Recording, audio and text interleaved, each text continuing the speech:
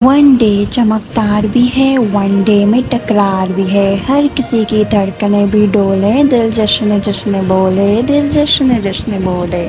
یہ بول ہیں آئی سی سی کرکٹ ورلڈ کپ 2023 کے آفیشیل ترانے کے، جس کی ویڈیو کا دورانیہ کچھ 3 منٹ 22 سیکنڈ ہے۔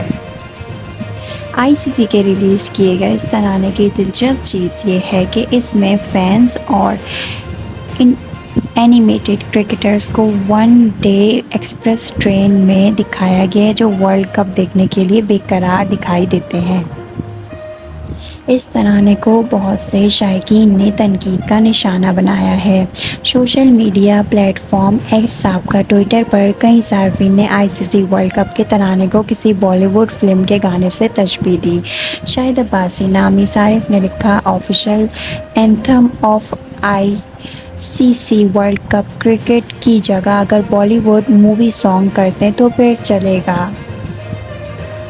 مسکان نامی کرکٹ فین نے اس ترانے کے بول پر اپنی ناپسندیدگی کا اظہار کرتے ہوئے لکھا کہ ورلڈ کپ کے میزبان ملک نے بہترین ورلڈ کپ گانا بنایا، اس کو میوٹ کر کے سنیں تو بہت مزہ آئے گا۔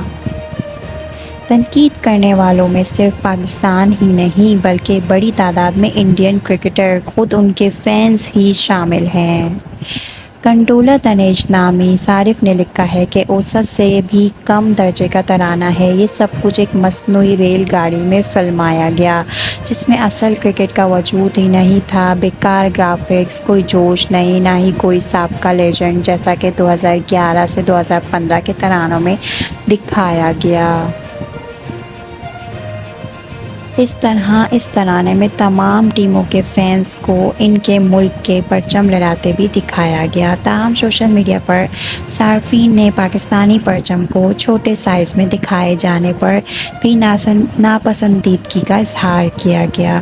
فاطمہ نامی کرکٹ فین نے انڈین کرکٹ بورڈ کو مخاطب کرتے ہوئے کہا کہ بی سی سی آئی نے ایک بار پھر گھٹیا سیاست کی، انڈیا، انگلینڈ، سری لنکا اور افریقہ کے پرچموں کے مقابلے میں پاکستان کے قومی پرچم کا سائز دیکھیں۔